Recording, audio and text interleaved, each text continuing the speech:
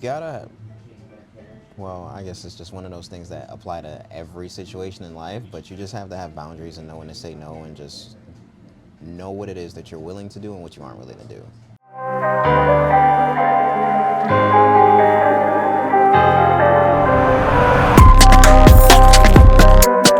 So what's going on, guys?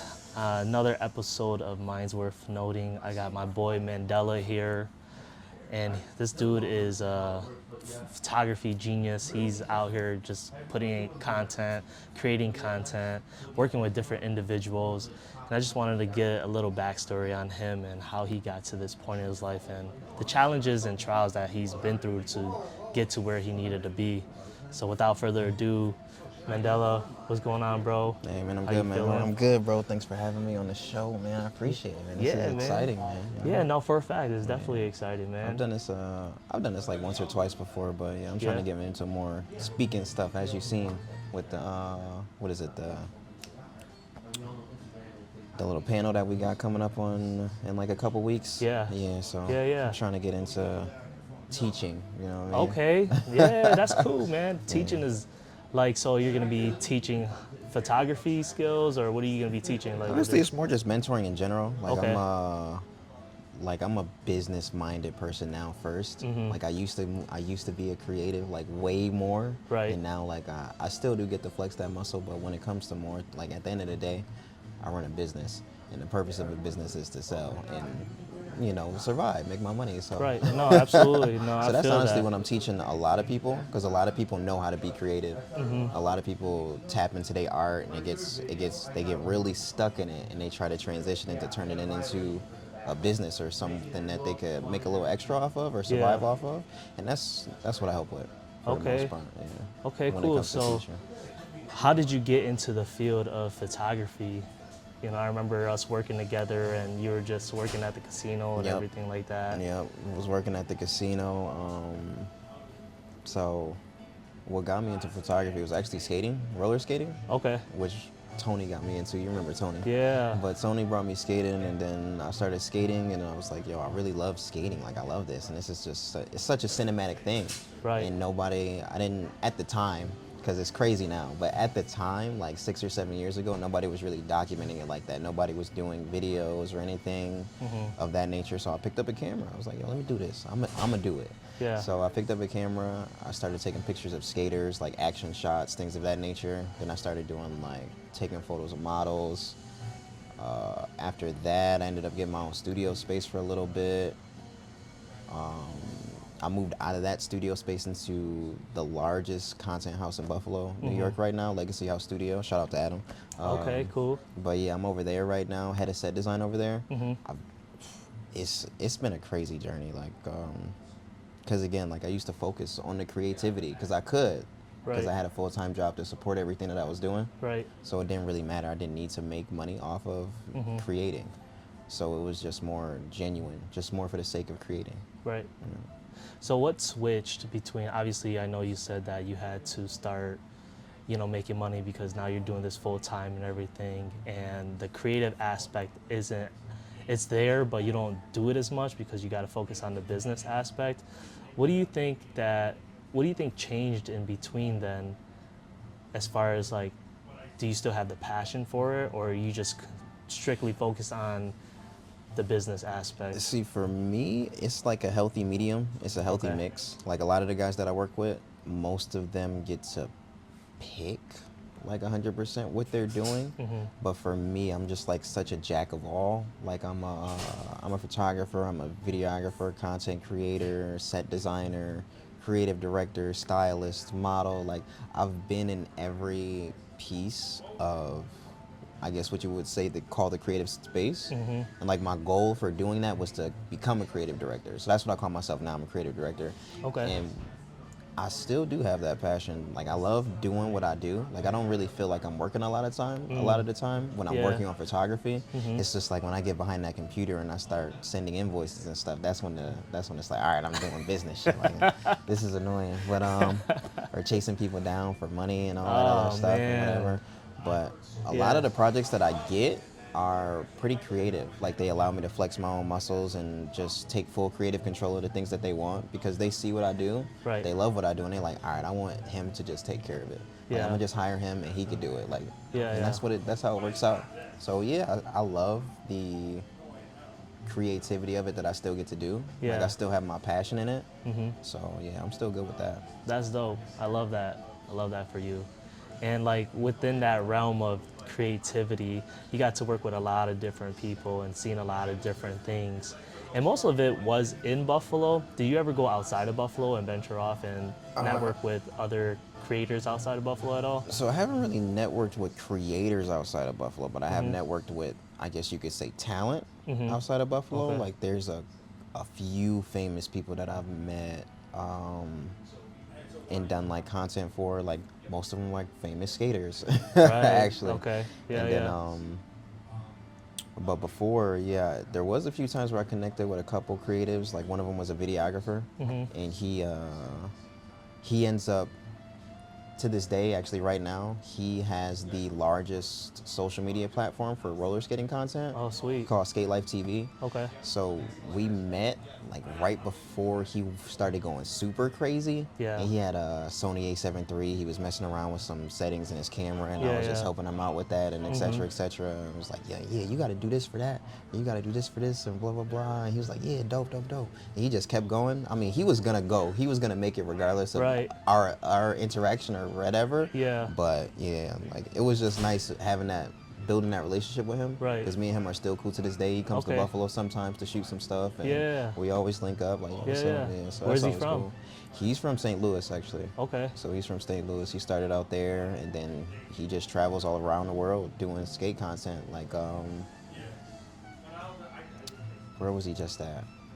So there's like a skate festival in Barcelona. Oh, sweet. For Yeah, real? there's a skate festival Oh, in Barcelona wow. that people go to sometimes. It's like In Yeah, Barcelona? it's a week long. Yeah. That's crazy. You'd never think like they No. have a big skating scene out there. It's ridiculous. Like it Really? gets crazy. So there's a skate festival in Barcelona that he went to. Okay. Like, there was a few times in Atlanta that we met, and they did like what was it? They did an international roll call, is what it's called. Got it. So they would call out countries, and they would come and they would skate. Yeah. And like there was this guy from Japan that came out. It was just one dude, Yeah. but he was from Japan, and he Yeah. just started roller skating around the rink. I just thought Yeah. that was mad cool. It was a bunch of people Yeah. from London, Europe, Wow. Spain, like all over. So Right. it's really, like, I don't know. I didn't realize how big of a community it was. You know, you see like, you know, mostly obviously in America, you know, roller rinks are one of those things.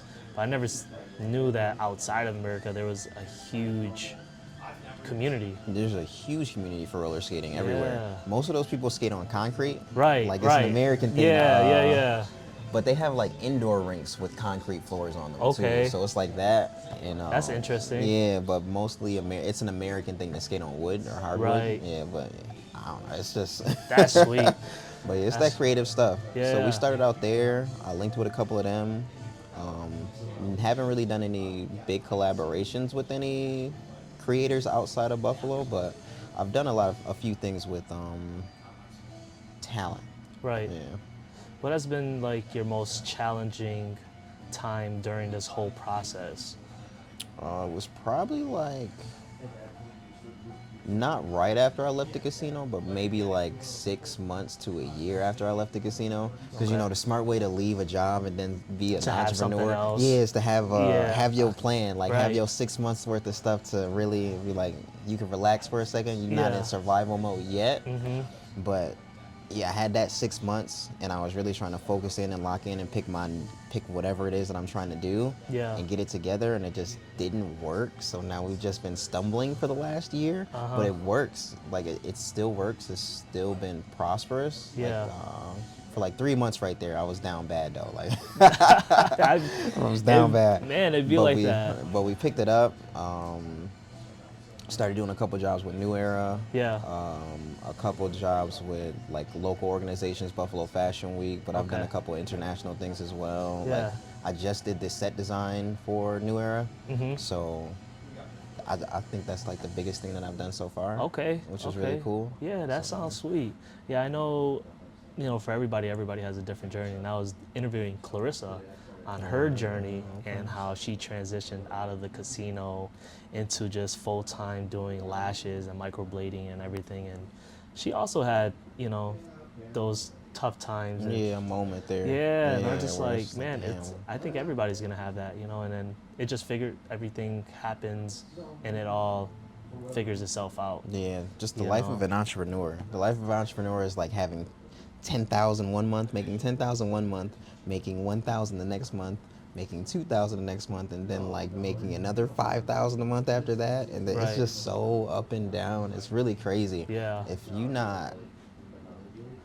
If you're somebody that needs to have a plan, you can't do what we do. Like Right. you kind of have to have that scatterbrain and just throw Yeah. caution to the wind and just like it's gonna work out type of Right, type right. of mindset. Because you can't obsess over it. If you do, Yeah. you're gonna destroy yourself. That's sounds about right. Sounds about right. So in the earlier days of photography and you're doing this, like obviously in the beginning you're just doing it as a passion. Did you imagine yourself getting this far into it? Like, getting all these contracts or, working with different big companies and things like that? At the start of it, that wasn't really the goal for Right. real. I don't really think I had a goal. I just wanted to take pictures of skaters. Like that's really Yeah. it. There was no main mission. There was no, oh, I'm gonna make $1 million doing this or anything like Right. that. It was just something that I like to do. So I just started taking pictures, and then now it's a thing. Now I have to have a plan. Now I have a business plan where it's like, all right, in 5 years, this is where I'm going to be in my business, because that's where I'm at in my business. But at the start of it, no, not even a little bit. No. Right. It was just I'm just taking pictures. Yeah. Yo, it's crazy. You said it's been 5 years. About 7 since I started shooting. About 7 years? 6 or 7. That's quite a long time, Yeah. man. Yeah. And you've been doing everything possible so that you could just keep afloat, and that's pretty amazing. What's one of the biggest lessons you've learned throughout this whole experience? You gotta, well, I guess it's just one of those things that apply to every situation in life, but you just have to have boundaries and know when to say no, and just know what it is that you're willing to do and what you aren't willing to do. What do you want to do versus what you don't want to do? Okay. Yeah, that's what I got for that. All right. Well, name a time that you had to do something like that, and what gave you that lesson, right? For instance, like how did that lesson come about? Well, there's been a lot of jobs where I've tried to do more, I guess I could say, than what's in my wheelhouse. It's like it's gotten to the point where I've niched down and I only do certain things. But before, it's like I'm just trying to be a jack of all. I'm trying to do this, I'm trying to do that. So there's a job where I have to, there was this project where I had to do video, do photo, I had to style the models, I had to build a little set, backdrop and everything. So like a whole thing. So I had to do a whole thing, and I did it all on my own. And once I did that, I realized this isn't something that I want to do all on my own. Right. Yeah. So it's just like, no, if I'm going to do this, I'm going to charge you. I'm not going to charge you what I was going to charge you before. I'm going to charge you an extra. I'm not even going to say a number, but I'm going to charge you Yeah, extra. that's fine. Yeah, just so I right. can bring on my freelancers or whatever, Yeah. and have them take those pieces off of my shoulders or off Right. of my plate and just build that team. So that's what it's been about for like the last 2 or 3 years now, just building a team to make sure I don't have to do things that I don't even want to do. Right. And would you say that you have that team now, or is this Yeah, still for sure. in process? For sure, I feel like I have that team. And it's crazy because we all can do it all. Like, Right. it's like all of our roles are interchangeable because we've all done it all. And now we're all at the place where, well, I only want to do this. And I'm like, well, I only want to do this. And he's like, well, I only want to do that. And that works for us because none of us all want to do the same thing, I guess. And we all want to specialize in special areas or certain things that we want to do. Like, I want to be a creative director. I want to put people in the positions that they need to be in. And if I'm not being a creative director, I'm either doing photo or I'm just doing the set design. And other people just want to do video, and other people just want to edit video, and other people just want to, so it's like it Right. works, it fits, and it works for us. So yeah. Right. No, that's sweet. And with all that, it's great that you guys can still collaborate because, a lot of people with a lot of different backgrounds. You know, some people want to be this, they want to be that, and it's hard to work with some people sometimes because they just have huge egos, or they're very stubborn, right? So did you like? How do you deal with that? Did you have to deal with that at all, or everybody's just on the same page? Like, hey, When it comes to certain situations, not anybody that I work with anymore, but like, yeah, there's been certain situations where people think that there's ego involved or this, that, and the third, but I've never been somebody to lead with my ego. I'm super straightforward when it comes to things. It's just like,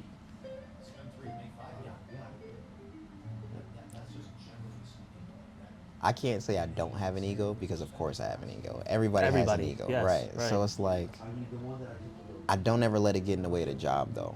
Like, we're all Okay. here to do a job. If Right. you need to do your job a certain way and I need to do my job a certain way, that's fine. It doesn't affect me.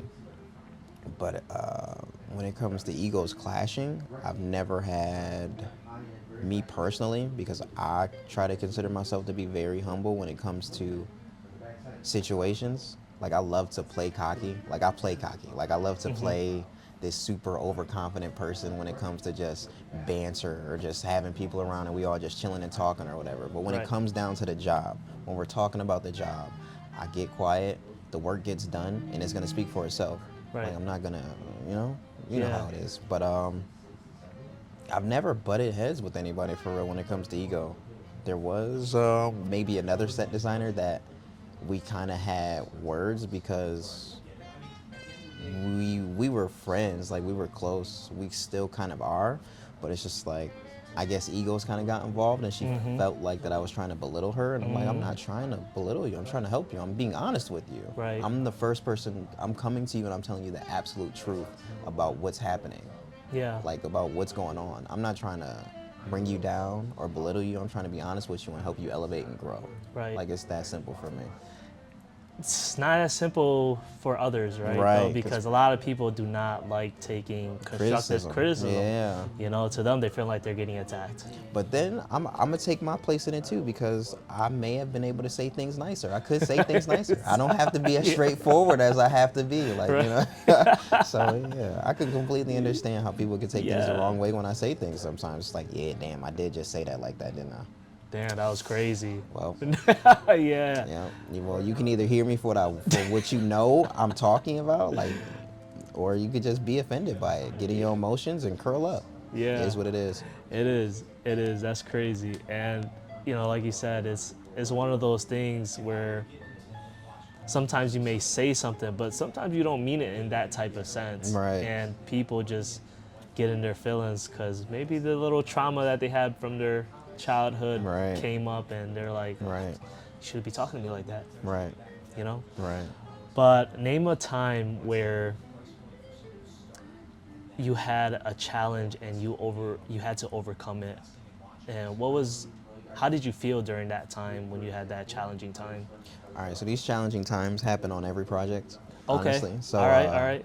But one specific, Yeah. I guess that I could pin on was the first time that I did a set design, and it was like a mobile set. Like, it was a huge 8x8 foot wall, moved around on wheels, et cetera, et cetera. Okay. And I had to get it from my studio over to the field that it was at. It was for this Right. festival, Yeah. and didn't fit in the U-Haul. Like, no flatbeds. So I had to borrow somebody's truck, but there was a few steps during that process where it's like, all right, I have this plan, I have this idea. And it was called a book wall. Okay. So I made a wall, I put a bunch of books on it, and Yeah, then I turned it into a performance of where I had models modeling Right. in front of the book wall. And it was going to become an interactive design, and it was going to be like paint splatter and everything over there and Yeah, whatever. yeah. So as I'm building it, like, some of the books start falling off because I didn't glue them right, so I have to re-glue Okay. them, Yeah. and also, mind you, I'm doing this by myself, so there was a few times I'm trying to move it or put wheels on it or lift it up, and I can't do that but it gets done. I always manage to figure out a way to get it all done, but alone or not. But every project is challenging. Every project has a hiccup, and you just have to be able to. And this is life. Right. You just got to be able to pivot. You got to be Yeah. able to not take it personal, not break down that this is happening to you or whatever, like that you did this to yourself, like you're attacking yourself because you did it to yourself. Right. Like, how did I even do? Like, I should have thought about this. Like, I should have planned for this or whatever, and you didn't. But Yeah. nah, just pivot. Like, it happens. Like, it's life. Right. Like, you didn't want to stop at this stop sign, but this stop sign's here, so whatever. Gotta just take a gotta stop go for a through it, second. right? Yeah, right. That is so funny. That's so cool. So with all these other emerging creators, and you're saying you're going now on to mentorship, what does that look like? So, again, like I try to keep my ego out of a lot of things, but like there's a lot of new guys like coming up, and like they're really good. Like they're really good, and they get really good really fast. Right. And a lot of them get taken advantage of, for one, and because it's like at first it's like I'm upset because they're so good at what they do, and I'm not mad that they're good at what they do. I'm mad that they're so good at what they do, but they're only charging like $100 for a selling project. themselves Yeah, they're short. selling themselves way too short, and that's messing with my pockets. So Oh, that's okay. why. So they're under you right Right. now, and It's not even that they're under me or anything like that. I can't say like anybody's under me or over me. or well, I when it mean, you know comes what I'm to- saying. You're like hiring them as freelancers, right? Sometimes, or Okay. no, when I hire them as freelancers, I'm going to tell you what you're getting paid, and it's going to be Right. way more than 9 times out of 10 what you've ever gotten paid before. Okay. When it's a newer person, like there was this, so I had this intern, or I have this intern. It's more of like a mentorship now, Yeah. because he doesn't really work out of the studio, I guess 100%. He just really does his own thing, and I help him out when he needs. So I could just call it like a mentorship. And he had this client, and he brought them to, well, he asked me first, but he was like, yeah, I'm just about to shoot this client for like $300. I was like, hold on one second. Before you send that, let's just figure out how to do this the right way, because $300 is just not what this is worth. What was he shooting? It's just regular headshots, or No, it was like a business. He was shooting a business's brand shoot. Okay. It's a whole brand. Yeah, it was like a whole brand. Oh, okay. So yeah, when it comes to things of that nature, Right. when people are just shooting people, I don't really care about what you charge. Right. Like if you're doing some family photos or like just some basic stuff for people who are gonna post these once, never use them again, charge what you want to charge. But when it comes to businesses who are using these photos to sell and make money and market or whatever, you have to charge a premium Right. premium price, because Right. you need this Yeah, content. absolutely. This isn't just whatever for the fuck of it. You need this. So you have to present it as that. So you can't charge $300. That $300 job ended up turning into a $3,000 job. Wow. And he ended up getting $1,000 out of it. So Okay. it's just like 300 to 1,000, and then I'm making now 2,000 off of the job, because we're making it a whole production. It's becoming a bigger thing. It's not just photos now. It's photo, video, and social content as well. So it's just about teaching what they want isn't actually what they need when it comes to clients. Like, people always have an idea of what they want, Right. but when they're coming to you and you're the professional, you have to tell them what it is that they need. Right. Right. So not only do you need photo, but you also need some video too. Yeah. You also need et cetera, as well. So this is how you start boosting prices from $300. And I was never gonna do a brand shoot for $300 to begin with. Like $300 just isn't the starting price. Right. But we go from 300 to 3,000 just from changing a few ways on the path. It's like we're having this conversation, and it's like, yo, I need some photos done. What's your price, or what do you charge? Yeah, I charge about like X, Y, and Z. We could set you up on this day, come in this time, and then we knock it all out for you. I send you your photos back, we all done. There are better ways to do things. It's like, when you want to charge a premium, you also have to charge or give a premium experience. Right. So instead of talking through text message or whatever, I'm inviting you to my studio space. Right. My studio space has a boardroom. Now you're walking into my boardroom. Now it's like, Now it's a bit Okay, more right. presentable. Now we it's getting a little more, professional, you know what I you mean? know. Now we can, oh, this is real shit. Oh, this Right, right. is nice in here. Mhm. We ain't even walked into the studio yet. Like we Right. still in the lobby and Mhm. we got some old school vintage cameras over there. That's a 1989 MacBook on the whatever thing, like one of the old school MacBooks. Yeah, like like it's real proppy. Like Yeah, you yeah. walk in there like, wow, this is really cool. Right. And then you walking into the boardroom, we're having a meeting, we're having a discussion, and we're talking to these people, and you want to be personable.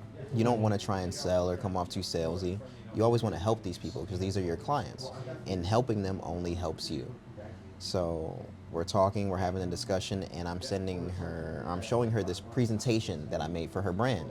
Yeah. This is what we can do for you. I'm Yeah. showing her visuals. Right. It has bullet points about what this is and et cetera, et cetera. A pitch deck is what we call Right. it. Right. So now we're pitching, and it's just like, wow, you're right. I do need that.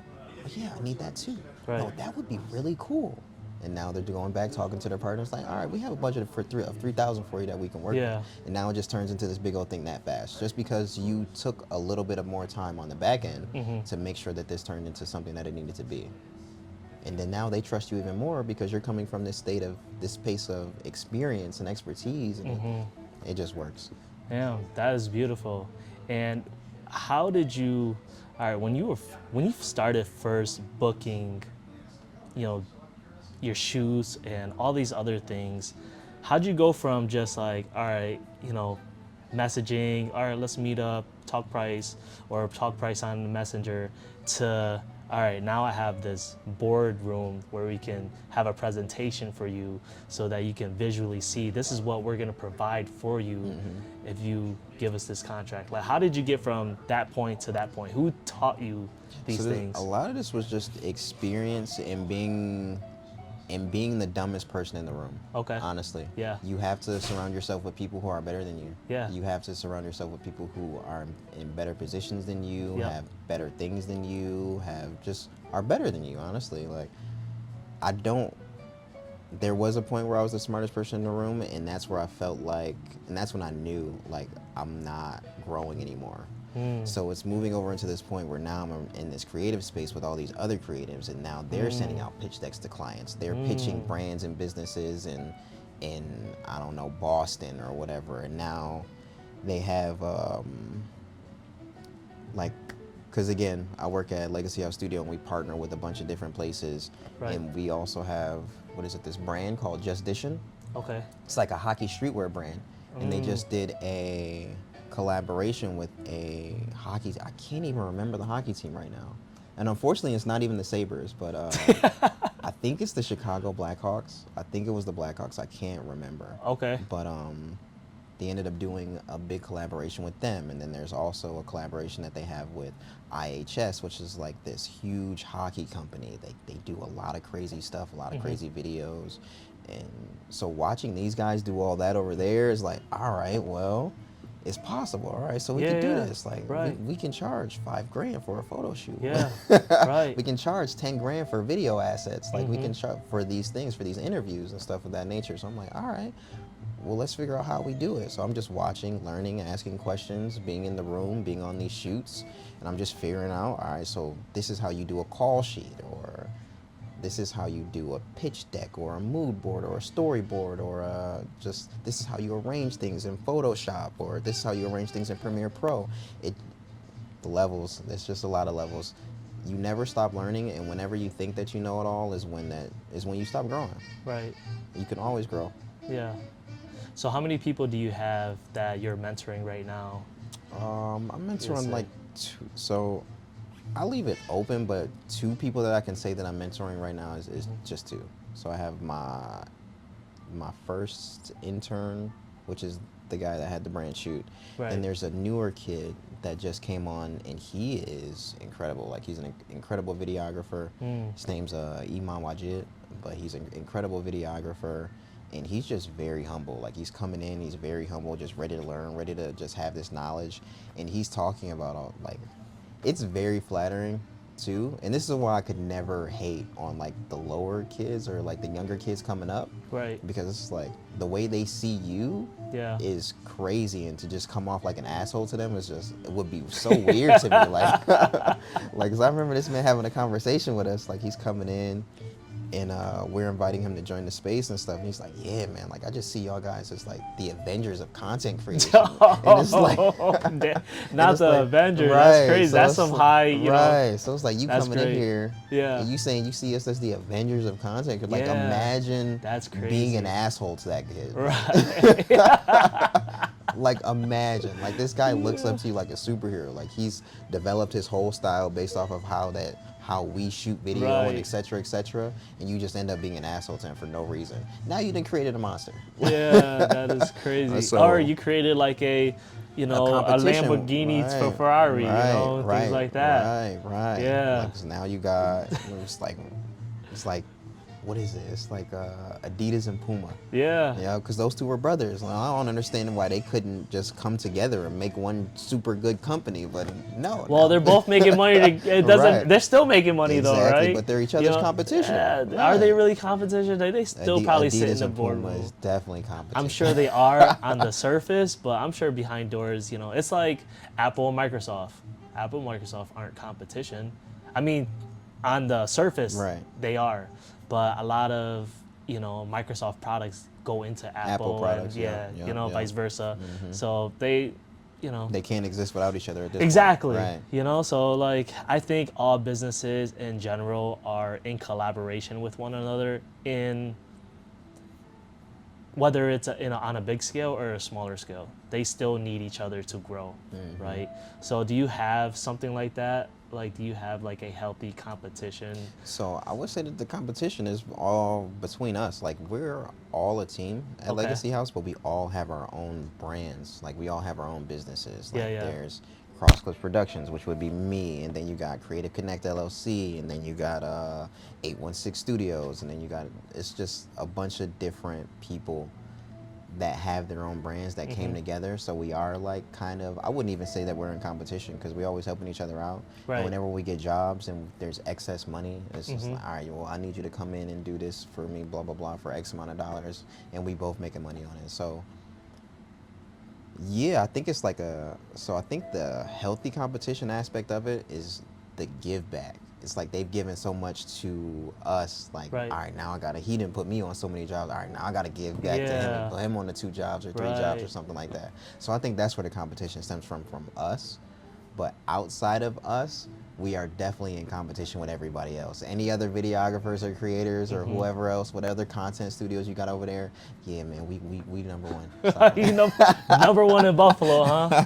Dang, that's Number one. We're crazy. number one, man. I love that though. I love that. And with that being said, what advice would you give to someone that's going on this route, or trying to get into this creative space? just to be a creative is to just create. Like, that's the first thing you got to do when you're creating, is just create. Don't Right. get stuck in the business aspect of it so early Right. or anything like that. Just create. Find the fun in doing it first before you find a level of, I don't know, common ground, I guess you could say. But I lost it. Lost my train of thought. But no, just stay. You gotta create like a child, is what they say. It's like you have to create like a child. So when you're creating, just tap into that inner child that you used to have. And then when you're done creating and you're editing, or you're doing your business piece, then you got to be a scientist. Then you got to be that adult that went through 8-12 years of high school or college and education, and just get real dialed in and real particular about things. But when you're creating this thing, just be free about it. Right. Then don't get too wrapped up in a construct or having a designated outcome, because you can't control it sometimes. When you get the experience, well, like for photography, I've developed a style to this point, and somebody even said it yesterday.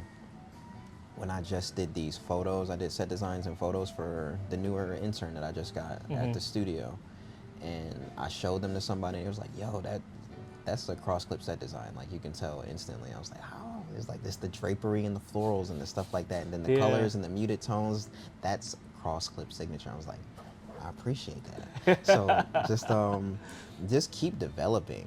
Keep developing, keep developing, keep developing. You'll find what it is that you like and you'll gravitate to your own style and then you'll be able to create. And I feel like once you reach that point, once people say like, oh yeah, that's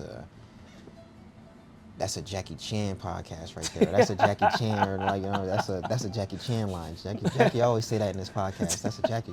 When you do that, that's when you monetize. That's when you start working into the business aspect of it and start trying to sell shit because you have your own identity now. Right. I think for me it's just this obviously is going to start off with just, you know, getting inside the minds of people and then I think that my goal eventually is to create a community where we have that mentorship program. So I'll be connecting with all these different types of people, whether it's business people, creators, whether it's models, everything. You know, it could be someone that's been married for X amount of years, but I think the whole point is to be able to connect people and help them navigate through life. And it can create a nice little community, you know, and like I said, a mentorship program for others that can guide them in a way that will help them through their life.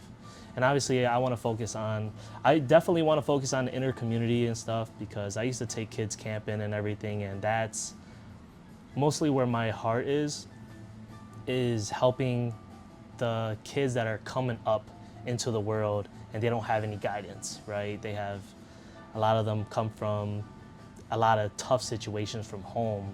So to be able to have some type of guide for them is crucial in this world. You know, like how you're mentoring people and you're getting into that mentorship program. Do you believe that you might have like a school or some sorts one day so that you can have that? Not in this lane in particular. Right. I wouldn't say so, like a whole school. I would teach at schools, but I wouldn't like start my own school. Yeah, okay. Yeah, that's not my lane. Yeah. Right. Okay, and that's cool. And I could definitely see you doing that, you know, like obviously, you know, once you get to the point of teaching, then that's where you know that you've been making an impact, right? Yeah. Like, you know, getting to that point of teaching, and I love that. I love teaching. That's just always been something that I enjoy doing in whatever type of sense that I do it with. But I think teaching is cool, and you know, I feel like that's the whole point of life, is to experience what you're gonna experience and then pass that knowledge on to somebody else, you know? So with that being said, did you imagine yourself, like, say, when you were in high school or any of that? Like, what did you want to do when you grew up? Like, what did you want to be when you were a child? Like, you know, like, I want to be this when I grow up. Like, did you ever think about that at all? No, not really. Like, I wanted to be something. I can't remember what it is that I wanted to be when I was growing up. I really can't anymore. Like, it's transitioned through so many things. Right. Like, out of high school, like I had a stint at writing music, and then like I was producing beats for a while, and then I wanted to stream and be a gamer for a little bit, and then I got a real job. And What was your first job? My first job, I was 18 years old. I started working as a dishwasher at this restaurant around the corner from my house. Okay. No, I was 17 actually, but regardless, like I started off as a dishwasher somewhere, and then after that, a couple of my friends were, because you know my best friend is, one of my oldest friends from second grade is Miles B. Right. Miles Barker, Yeah. Grammy Award winning Yeah. singer songwriter, Miles B. Anyway, but he was always a big inspiration to me. He was why, because I used to write poetry naturally when I was younger. Yeah, like in high school, middle school stuff. I was more of like a poetry writer. I would just write poetry all the time. Like I was always writing something. Yeah. And then he was just like, yo, just be a rapper, dude. Just rap or something like that. So I just started rapping a little bit. And it was cool for a while. Like I was okay. I don't know. I wasn't garbage. Like I was okay. I had some decent bars. But after that I was like, this is really not for me. And then I went to like making beats and producing beats and doing things like that. I like that. That was cool. I like being in the lab doing all that stuff. I didn't really like talking. I don't like being the center of attention. So I think that's why I didn't want to be do the rapping thing. Right. So I was like, well, if y'all gonna sing and stuff and y'all gonna rap, I'm gonna try and mix these beats or something. Yeah, I'm gonna do yeah. that. I'm gonna try. Right, I'm gonna be in the back and making the beats. But after that, I stopped doing that, and then streaming. Like there was always streaming. Then there was streaming and playing video games. That was trash. That was terrible. That didn't even last long. I don't even think I streamed one time. Like I got a lot of the equipment, and then I Yeah. just never even did it. Okay. But after that, I got a real job, and then after that, I started going skating, and then photos, and then here we are, 7 years later after that, and it's just, I had no plan. I had no Right. idea what to do. I didn't go to school, or I went to school for like 2 years, never graduated, don't have a degree. I have a high school diploma, and I sustain myself. I work for myself. I do what I want to do when I want to do it. I live a good life. That's sweet. Oh, yeah. Yeah, that's sweet. So you did go to college a little bit briefly? Yeah, I did a little bit of college, for sure. What were you going for? Were you just general studies? Nah, it was business administration. Okay. So something that you're doing right now? Yeah, yes and no. Without having to, well, yeah, business administration is slightly different. Yeah, it's like a Yeah. little broad. It's, when it comes to, schools teach you how to help somebody else run a business. Schools teach Yeah. you how to do it for companies or for Right. somebody that you eventually want to apply for. But to be an entrepreneur, to be the business owner, I think that's a whole different thing. Like Right. you just have to go through that and experience that. Like you can have the tools and the knowledge and know what to do and how to do it, but only through trying to start and failing your own business can you learn how to be a business owner. Yeah. Okay. So, I mean, obviously you didn't get to where you were at with just taking photos and everything. You had to meet a lot of different people. Networking, for sure. Networking, right? So you Yes. had to network. Network is huge. Yep. So what advice would you say about networking that you can pass on to someone else? Just be outside. Just go to the event. Be outside. No, seriously. No, seriously. Like in a good way. Like Get your ass outside. like, Start be talking to outside. people. Yeah, like be outside. Yeah. Like, if there's an event, if there's a, I don't know, an entrepreneurial business event and it's a free ticket, go. Right. If there's a, I don't know, a community meeting, go. If there's this brunch where a bunch of the people in your space are going to be at, go. Just go. Just be there. People buy from people nowadays. Like more than anything, they're not buying from companies anymore. They're buying. Right. And if they are buying from a company, it's because that company has been already around. Right, established. they've been Yeah. around for a very long Like time. fucking Nike or some and shit. they have and they have a very good story. So people are getting more used to or more inclined to buying from people who have a story or just people who they like in general. Right. So if people don't like you, they're not gonna buy from you. It's just that. So or if I don't know you, Yeah. I'm not gonna buy from you. Right. I know that guy. Like y'all two do the exact same thing. And he even does it a little better than you. Right. But I don't know him. I know you, so I'm Right. gonna pick you. Right. Right. There you go, guys. It's that simple. It's that simple. It can be so simple. It really can. Be outside, be personable, don't be an asshole. Like it's, it's that simple. Yeah, that's great. So what does it look like for you for the next 5 years? Like, what are your projections for your businesses to scale up and grow? So I'm moving over, I guess you could say, into more of a retainer model than just like case by case or one-off shoots. So monthly, or like I'm putting a lot of clients on like yearly contracts where we do X Okay. amount of content throughout the year. You pay on this date, and that date, and we're all set. And you get this amount of assets, that amount of pictures, this amount of video, and we're good to go. So it allows you to plan for things. So Right. when you get those 2 or 3 retainer clients, and now you're making at $2,000 each, I guess, for a month, at $2,000 each a month, then you're making $6,000 to $10,000 a month.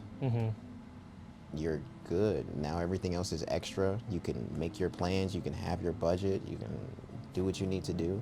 So that's the plan for scaling, but I'm probably gonna end up sliding out of this lane in general. What type of lane? Like the, Just like the creative space lane. Okay. So I'm just gonna go into more of a business type model. So I'm developing a new business right now, actually. So I'm starting another business from scratch. Okay. It's going to be a juice company. I'm not telling y'all the name because it's under wraps. It's secret. Secret, man. It's secret. He said, wait, what? You said it's a juice company? Yeah, it's a juice company. No, for real? Yeah, absolutely. Oh, okay. I'm so serious. Yo, that is making, okay. Cold pressed juice. All right. So it's going to be cold pressed juice, and it's going to be watermelon based. Okay. It's going to be from watermelons. Got it. It better be some seeds in that watermelon. I ain't gonna lie. I'm Yeah, mad. it's got to be seed. No, I was just kidding. Not the fake watermelon. But yeah, it's gonna be a watermelon juice company. Like I started everything from scratch. It's Okay. been going on for like a month or two. Nice. And I pretty much already have a marketing director, a financial advisor, and then somebody that works specifically in the food and beverage industry. Okay. Because there are so many things about red tape that you got to get through when it comes Right. to starting a business in certain industries. Right. It's like when you start up a creative space and you just want to be a photographer, you don't need certifications or licensing or Yeah, anything you like don't that. need to get You the just- food and health right, department right, involved. You know, shit like that. Yeah.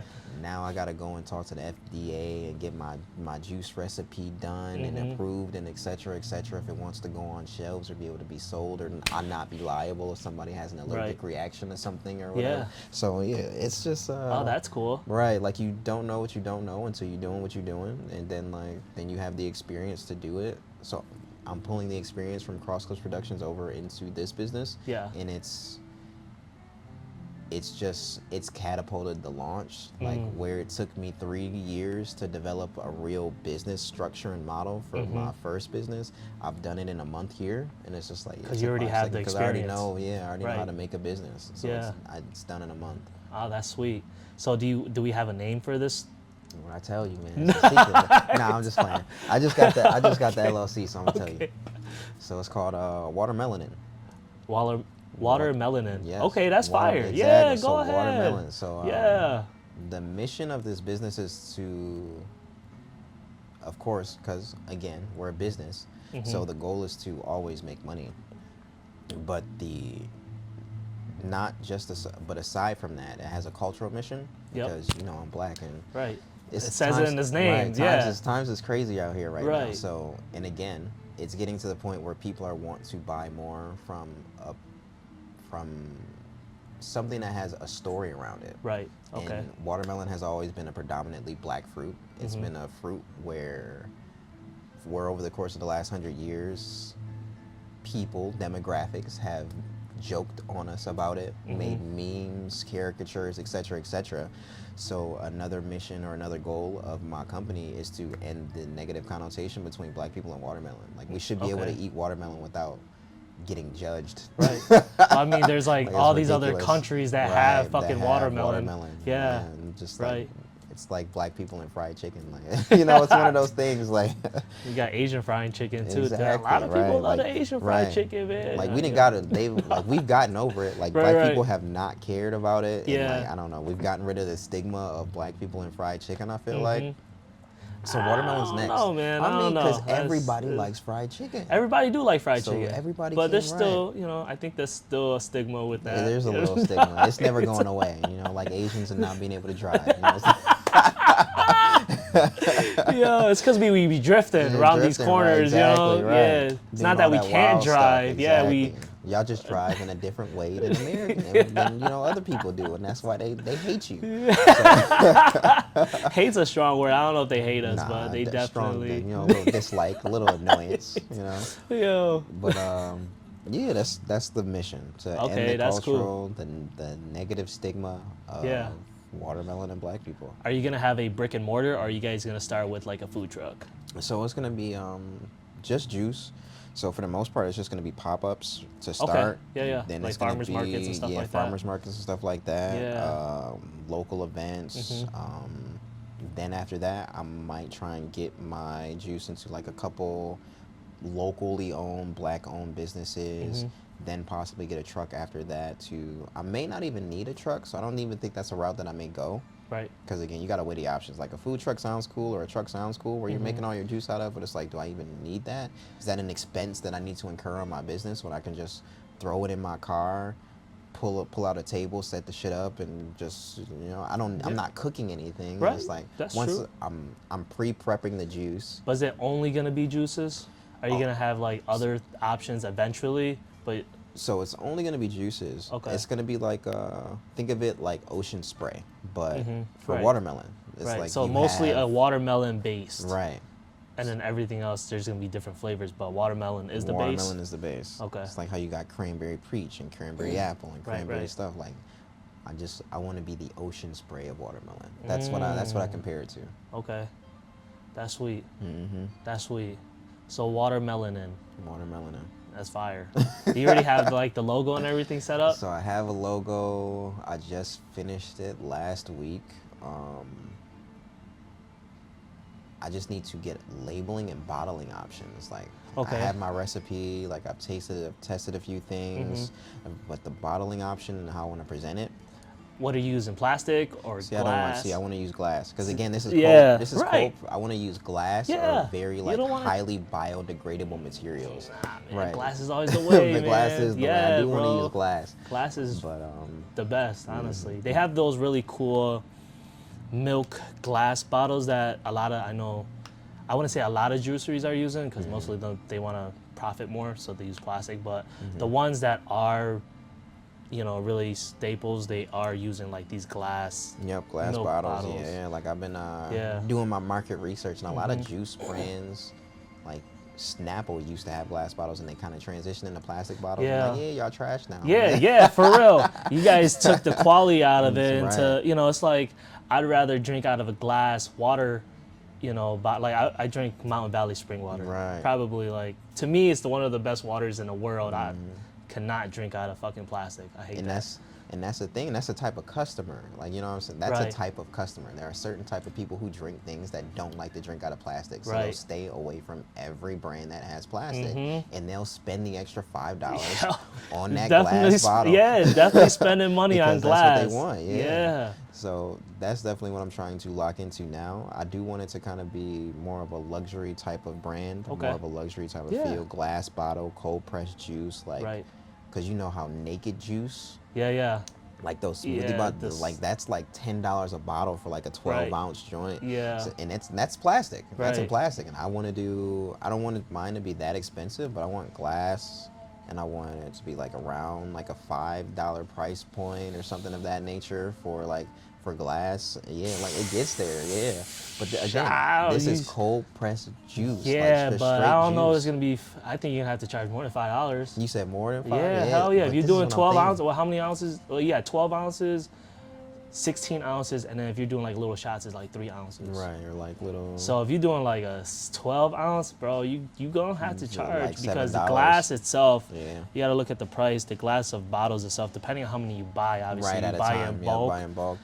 it's gonna be more expensive or whatever. But I think just a regular case of these things can cost about $1.50 to $2 Right, a bottle. just for the bottles. Yeah. So So yeah. you gotta price point that between your your whatever you put in that bottle too. Yeah. And the caps, because caps come off separately. Caps are separate. This is true. Caps come Yeah, separately. I do have to think about. Well, I was doing a lot of the pricing and things Mm-hmm. of that nature, and trying to figure out like the labeling, how much that would cost, the bottling, pretty much Right. how much it would cost to make one bottle. Right. And I think the price was around when I did my first estimations, it was around like $2.75 or something like that. Mm-hmm. Yeah.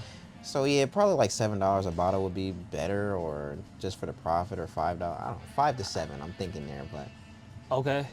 I would say. you thinking like $10? No, I'm not thinking. No, I would say 8 to 9 8 for to 12 9 ounce. for a For 12 ounce. 16 ounce, you're looking at over like 10 to 12.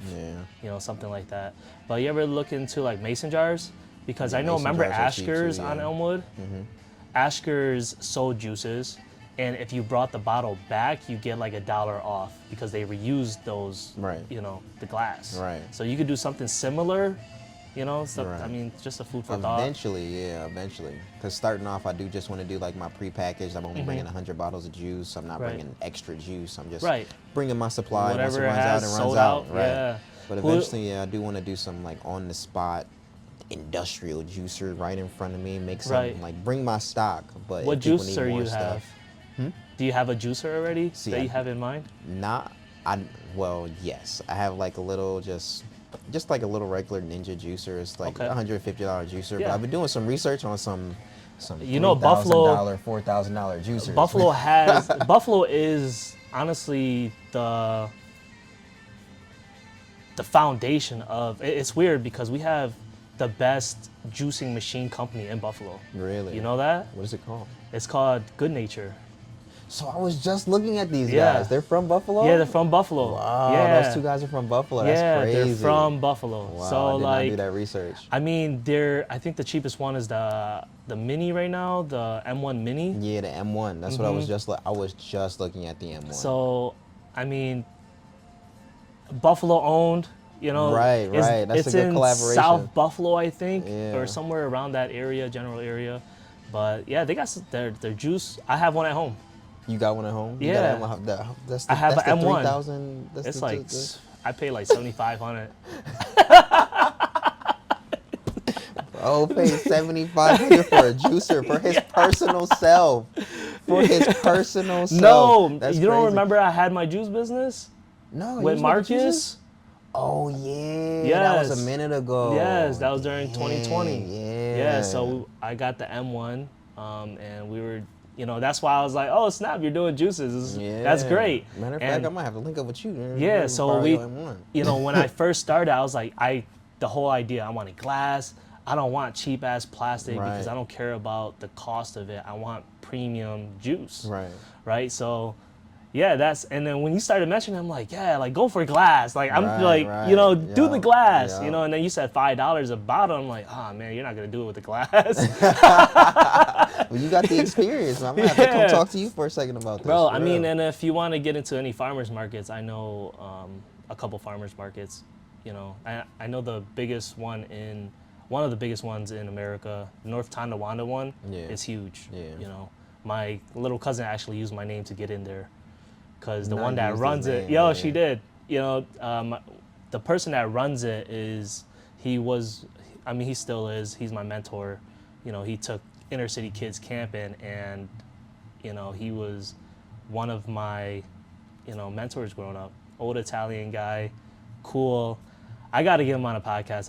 He's just so busy with a lot of different stuff, but yeah, like, you know, he Yeah. could definitely get you some farmers markets. Like you said, you want to do the pop-ups and stuff, and I feel like it's a good time to get. A lot of people are getting into it, but you already have a specific niche, Yeah, which is yeah, the watermelon, yeah, I and that's understand, fire. Yeah, I love that. You know what I mean? Watermelon That's the based. thing. Again, building a business, you gotta Right. niche down. You can't try and just be a jack of all and try and Right. soak in everybody. Like, oh, I'm gonna do apple, watermelon, Yeah, orange. yeah. Lemon. No.